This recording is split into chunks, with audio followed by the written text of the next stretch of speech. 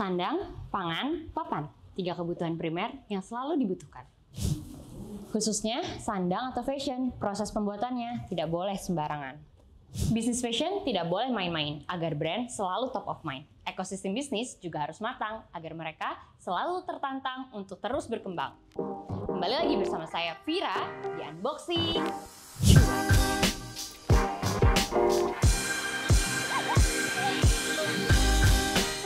Kini, pebisnis itu bukan cuma ngomongin profit, tapi juga harus menjadi pionir yang menjadi sosok inspiratif dan juga solutif. Karena bisnis yang baik itu bukan cuma nguntungin kebutuhan pribadi, harus bisa menjadi jembatan bagi kesejahteraan banyak orang.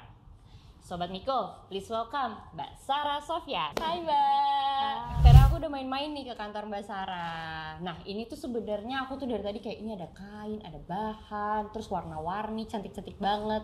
Kita tuh ada di kantor apa nih Mbak? Ini apa nih bisnisnya nih? Ya, jadi With Kind sendiri itu adalah sebuah startup yang kita tuh fokus sebagai fashion supply chain platform ya. Jadi yang kita lakukan adalah cloud manufacturing atau manufacturing as a service untuk semua brand yang ada di Indonesia. Jadi kalau melihat brand itu sendiri, itu kan banyak banget yang harus dipikirin ya. Mereka harus bisa jualan, tandanya mereka harus creating marketing awareness. Mereka harus bisa nge-strategies dan eksekusi distribusi channel yang begitu banyak, online, offline. Mereka harus mantau pergerakan salesnya, karyawannya, dan segala macam. Nah itu pun baru dari sisi depannya. Belakangnya mereka harus manage juga dari sisi productionnya, manufacturingnya, supply chainnya.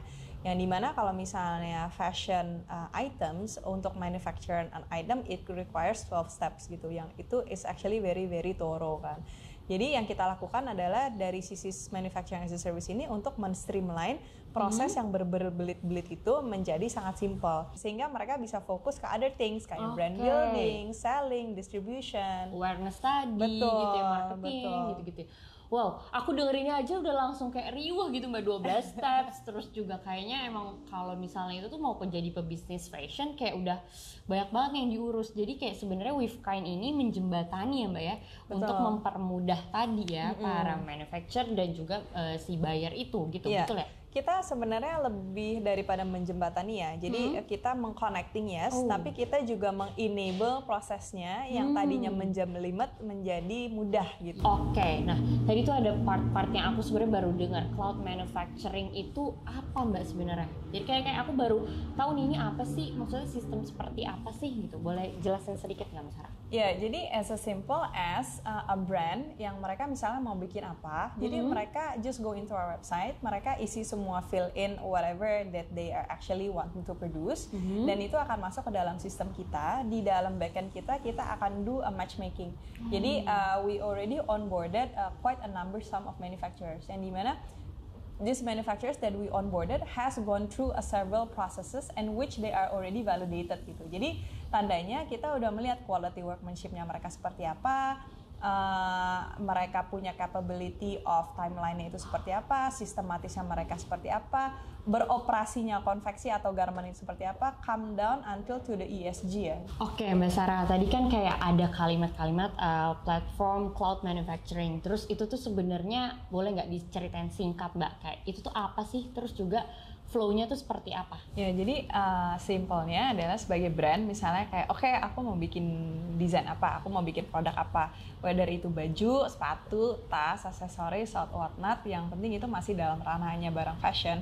Jadi mereka tuh tinggal ke website kita, terus begitu mereka tinggal fill in form yang itu gampang banget diisi, kita udah arahin semuanya, dan itu akan masuk ke dalam sistem kita. Jadi yang pertama kita akan lakukan adalah kita akan nge-matching dari si inquiry-nya brand ini. Mereka misalnya mau bikin tas gitu misalnya, jadi kita akan mematchingkan si inquiry tas ini kepada manufacturer yang spesialitasnya itu memang tas. Jadi discovery time-nya itu maksimal 48 jam. Dan manufacturer yang kita onboarded ini itu adalah manufacturer yang sudah terverified. Jadi semua manufacturer kita itu kita udah melalui proses onboarding di mana kita udah melihat KYB-nya lah ya, mungkin kalau misalnya fintech bilangnya.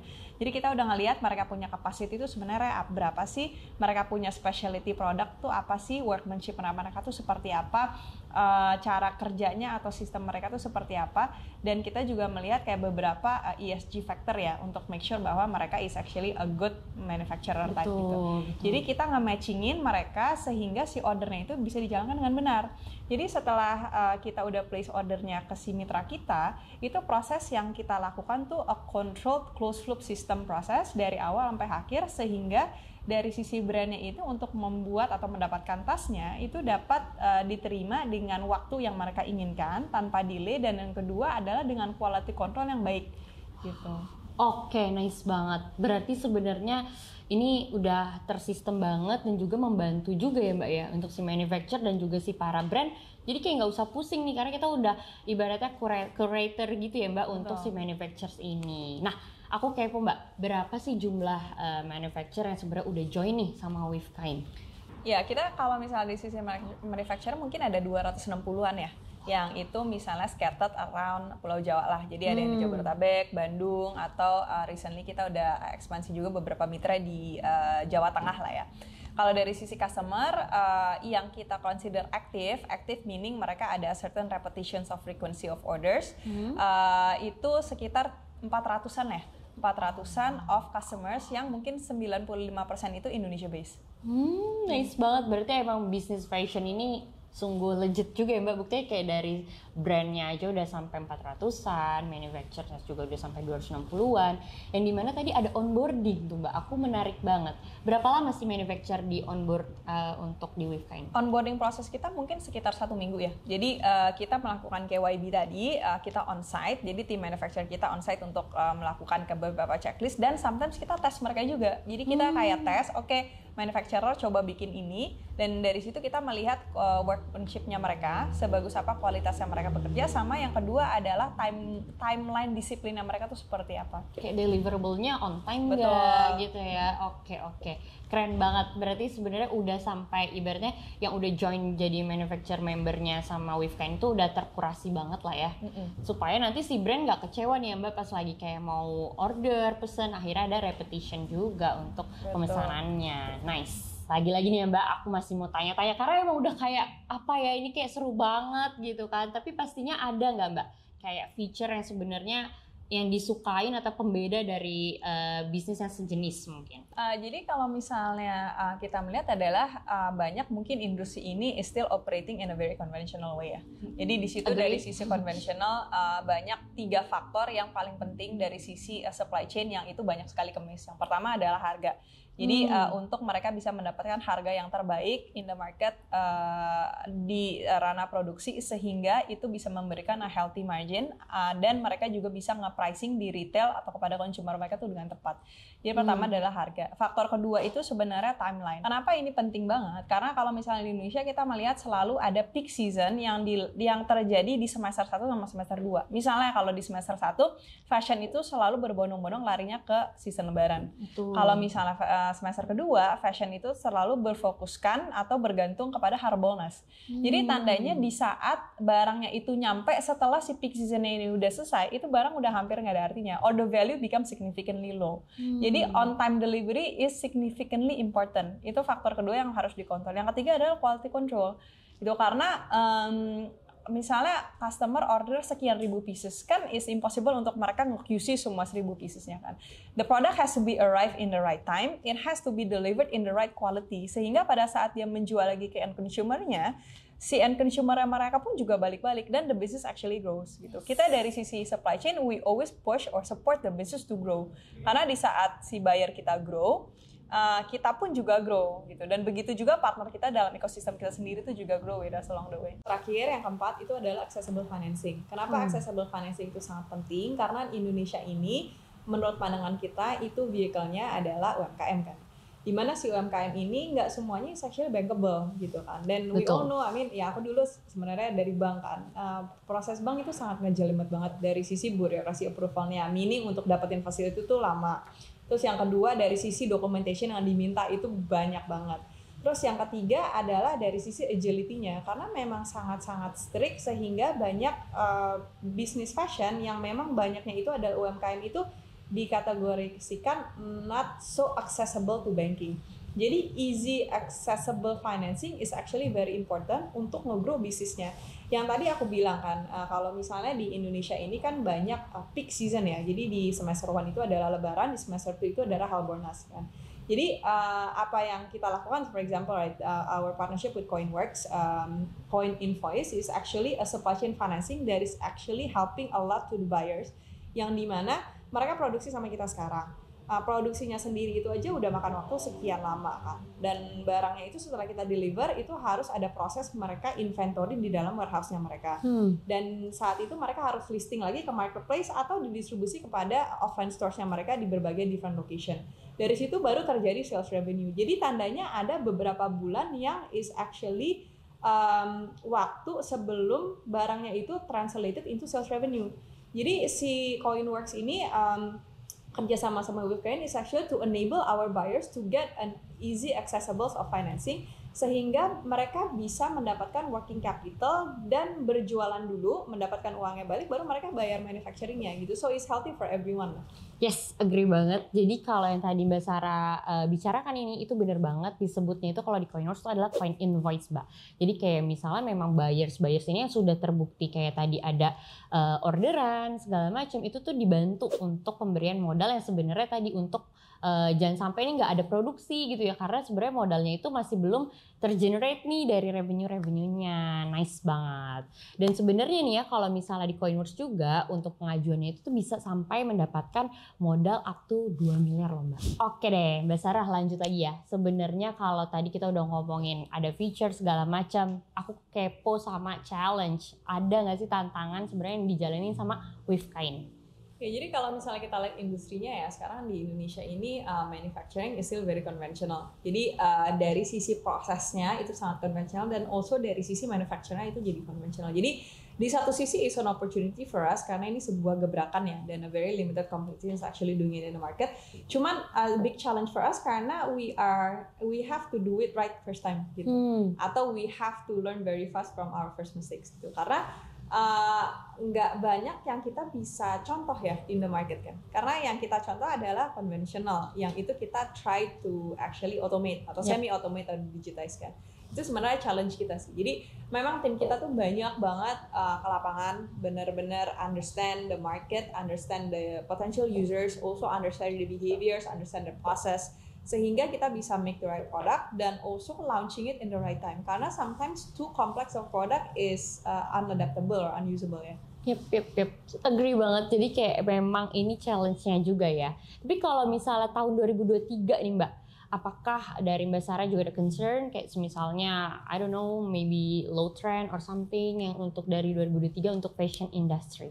Kita sebenarnya lumayan optimis ya, karena kalau misalnya kita ngelihat mungkin banyak cases atau di berita dan segala macam kepada penurunan dari sisi productivity garment, yang itu kalau misalnya kita melihat sendiri ya ke lapangan, and we do it on a frequently basis, memang terjadi banyak yang very fully export dependent, dan mereka memang high concentration kepada big brands gitu. Jadi sehingga satu brandnya itu mungkin mereka reduce the order atau mereka stop the order, almost all of the factories actually stops down because the concentration is actually very high. Jadi makanya kalau dari sisi Wavekain sendiri, we don't play in that conglomerate market gitu. Jadi kita memang target medium size brands, small size brands gitu, karena menurut mereka they're a lot more fragmented ya, and also we believe that should be the ones that actually driving the economy. Oke, challenge udah, tantangannya tadi udah dijelasin. Aku mau tanya, sebenarnya nih Mbak, boleh nggak spill sedikit? Kita kan di acara unboxing cuan nih, kayak range omset dari Wavekain. Boleh di-share sedikit nggak sih biar inspirasi para teman-teman nih yang mau ikutan juga? Kalau dari sisi margin dan spread sendiri sebenarnya range ya, dari depending to a lot of factors, kayak misalnya ordernya tuh berapa gede, sama complexity atau SLA-nya, that translated to how many resources that you actually take to actually deliver the order, itu sebenarnya ranging sih. Cuman dari sisi spreadnya sendiri, it's actually a good pathway for us to become a sustainable company sih, and to justify the clearance on the path to profitability seperti itu. Nice, oke, terjawab ya teman-teman. Jadi sebenarnya kalau ya balik lagi namanya bisnis, kalau misalnya nggak ada cuannya ya pasti juga ya harus pivot dan segalanya itu ya. Oke, nice banget. Nah kalau misalnya Mbak Sarah ngelihat With Kind di 5 tahun atau 10 tahun ke depan itu seperti apa sih? Kita tuh sebenarnya our big goal is actually to become a global fashion supply chain platform. Jadi misalnya kalau kita ngelihat dari the whole industry, right, what we see is a lot of the market size of the fashion di dunia kan sebenarnya 1.5 trillion US dollars by 2026 is going to be 2 trillion US dollars kan. Jadi perkembangannya tuh lumayan pesat ya. 60% more of that whole global market size of fashion itu cuma terjadi di 3 kontinen. Di US, Latin America, sama di Europe gitu. Dan sekarang UAE yang lagi lumayan agresif growing-nya juga gitu. Dan kalau misalnya kita ngelihat mereka itu sebenarnya produksinya di mana sih? So a lot of the market size itu sebenarnya terjadi di sebelah kiri, di barat. Tapi manufacturing-nya tuh terjadi di sebelah kanan gitu. Jadi our aim is to actually to leverage the capacity of the manufacturing on the right side, most notably di Indonesia ya, karena kita merasa Indonesia tuh potensinya untuk becoming one of the manufacturing leader itu sangat besar sekali. The only thing for it to be optimized is digitalization, semi-automation agar bisa menaikin yield-nya si manufacturers di Indonesia. Untuk bisa terconnected kepada all different potential demands and markets around the world sih. Jadi sebenarnya visi kita di Indonesia is our first step untuk kita bisa dapetin best practice-nya itu seperti apa, develop a lot of the product here in Indonesia. And once kita udah bisa tap in that and know the right formula to actually do it, kita punya aim itu sebenarnya untuk unlocking the Indonesian manufacturing potential kepada rest of the world. Wow, keren banget. Berarti emang sebenarnya harus ibaratnya dibangunin ya Mbak yang di Indonesia nih manufacture-nya biar lebih berkualitas, biar lebih juga bagus sehingga kita juga bisa jadi potential market di negara kita sendiri juga ya dan expand untuk ke global. Yes, udah kali ya kalau misalnya kita udah tahu nih banyak banget informasi dari Mbak Sarah dan ini menarik banget juga Mbak tentang With Kind dan juga sebenarnya dunia fashion. Siapa sih gitu ya yang nggak tertarik gitu kan dengan cycle dan sebagainya. Sebenarnya dunia fashion ini tuh masih menjadi benar-benar kayak daya tarik banget ya Mbak untuk para industri juga di luar sana. Thank you banget Mbak Sarah. Semoga nih banyak banget insight-nya kan ya. Dari tadi kita udah dengerin dari mulai bisnis fashion, trend dan juga tantangan gitu kan yang sebenarnya akan dihadapi juga di 2023. Thank you banget Mbak Sarah dan With Kind. Yes, Sobat Miko, jangan lupa tonton episode kali ini nih, Unboxing Cuan bersama With Kind. Dan juga jangan lupa like, subscribe, dan juga komen sebanyak-banyaknya. Dan juga share kepada teman-temannya ya, apalagi yang mau join bisnis ataupun juga kalau mau tahu cuan dari With Kind. Oke? See you!